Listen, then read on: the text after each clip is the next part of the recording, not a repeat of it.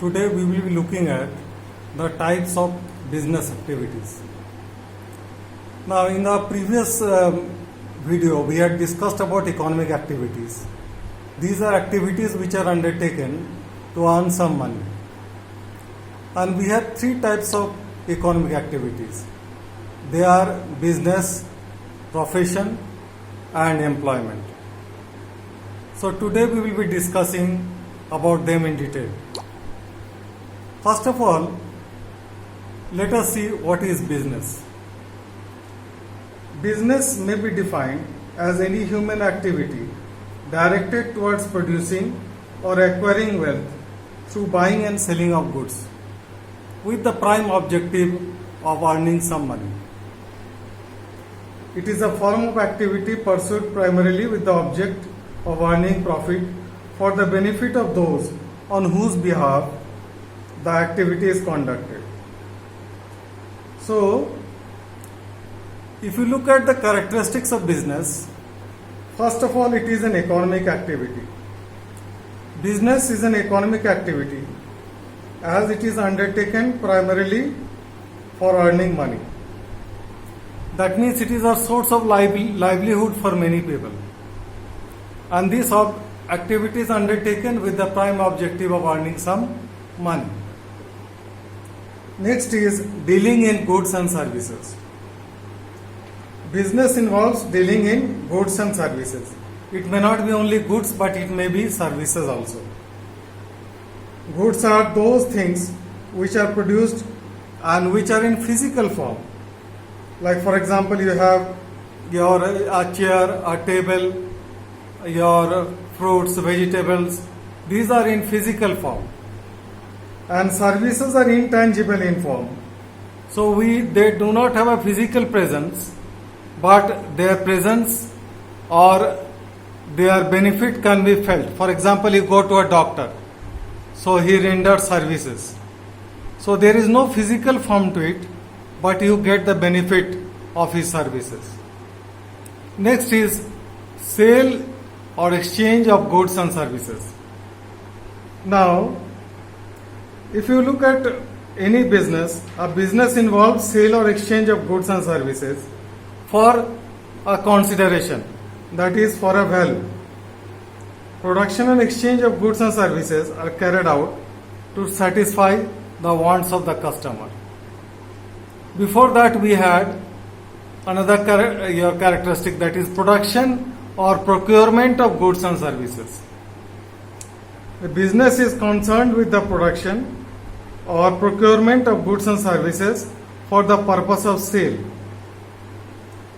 Production involves conversion of raw materials into finished goods and other inputs, which are again converted into finished products, while procurement means getting the goods or acquiring the goods for the purpose of sale. So in the last video we had talked about trading organizations. Trading organizations, their main aim is procurement of goods and selling them at a higher price. Now, any business will have this particular characteristic. Next is regularity in dealings. A business involves regularity of dealings, of exchange of goods and services for the sake of getting some money. A single transaction cannot be strictly called business. For example, if a person sells a house and he gets some money for that, but later on he doesn't sell any more houses, that is not a business. But if a promoter keeps on selling houses, that means he is doing that regularly, then that will be termed as business. So a single transaction cannot be termed as business. It should be occurring again and again. Next is satisfaction of customers' wants. Now, why do we do business? The main purpose is that somebody buys the goods and the services that we are rendering. And why do they buy it? Because it satisfies their wants. So the activity of business is performed with a view to satisfy the wants of the customers. Next is profit motive. Now the objective of business should be to earn some profit. If the objective is not to earn profit, it cannot be termed as business. Any activity which is not done with a view to earn profit cannot be termed as business. Rather, it will be known as social service. But any business will be done with a view to earn profit. Then we come to risk and uncertainty. Any business activity has an element of risk and uncertainty.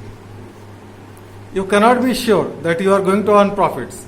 You may incur losses also. And future is very uncertain. For example, who knew about the present scenario?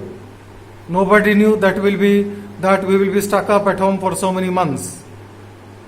So future is very uncertain and it is risky. Business activity is also like that. It contains an element of risk and future is very, very uncertain. What is going to happen? Technology may change, the laws of the government may change, many other things may change. So you never know whether your activity will be successful or not. Then creation of utilities.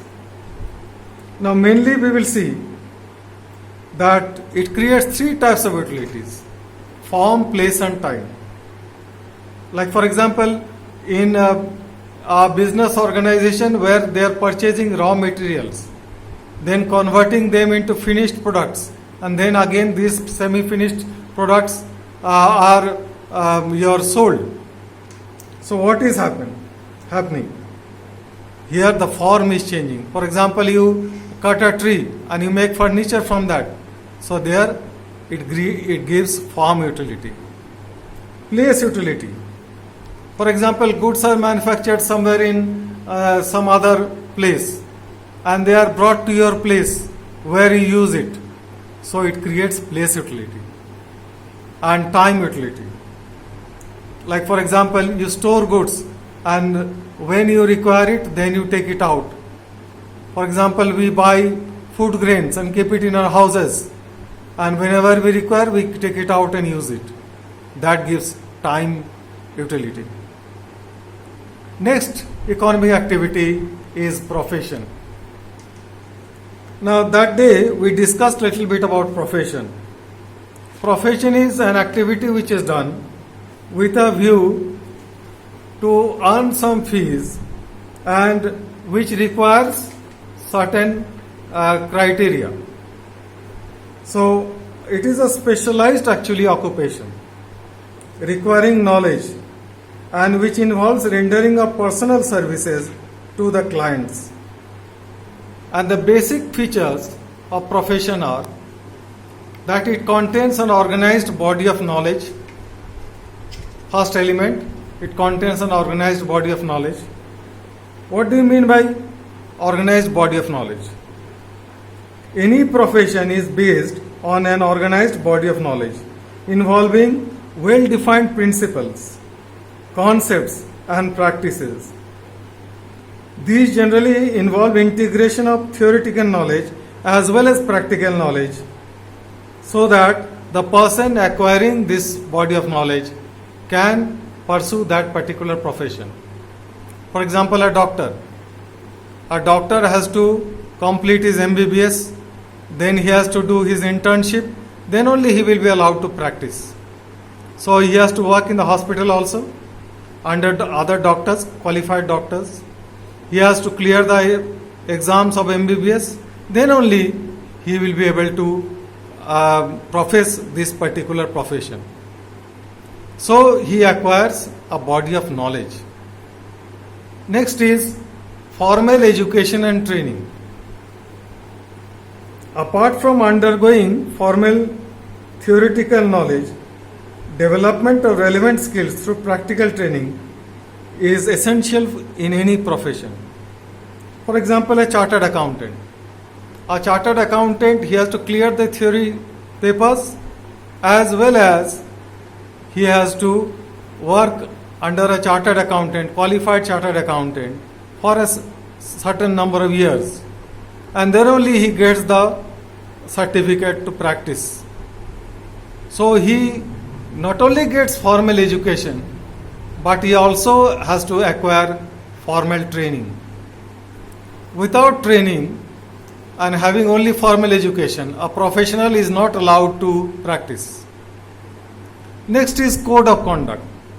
Now, what do you mean by code of conduct? It means a set of rules which are to be followed by any person pursuing that particular profession. Every profession is governed by a laid down code of conduct by its professional body. Actually, every profession is controlled by a professional body, an association, and each member is expected to follow these rules, or we call them the codes of conduct.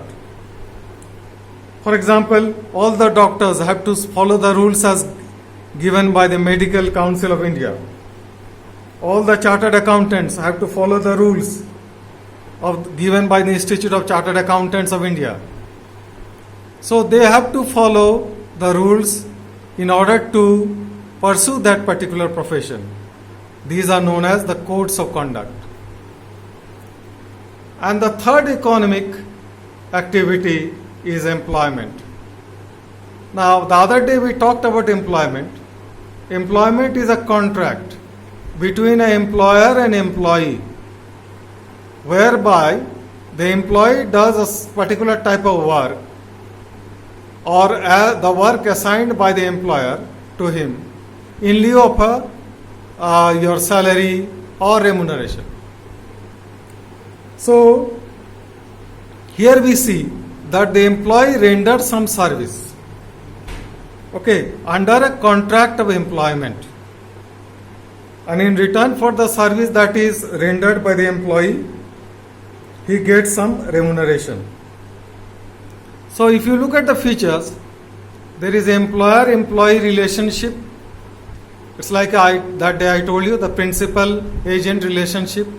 Here the employer is the principal and the agent is the employee, and the employee has to do whatever the employer says. He cannot say that, no, I will not do that. Second characteristic, if you see, performing the duties assigned by the employer. The employee has to do all those things which the employer tells him to do. So, the employee must obey the employer in order to be under his employment. And the third is that the employee gets remuneration for rendering his services according to the terms of employment. So you have terms of employment whereby your remuneration will be mentioned, that this is the amount that you will be getting as salary or as wages, and based on that you will be remunerated. You will be either given a salary or wages or some other form of incentives. Maybe you will be getting house rent allowance, you will be getting dearness allowance, other types of allowances may be given to you. So these are the 3 points which are specifically there in any contract of employment. So today we have seen the 3 types of economic activities: business and the characteristics of business, and then we have seen profession and what are elements present in profession, and we have also seen employment. Here we say it is a contract of employment between 2 parties, employer and employee. In the next part, we will be seeing something else.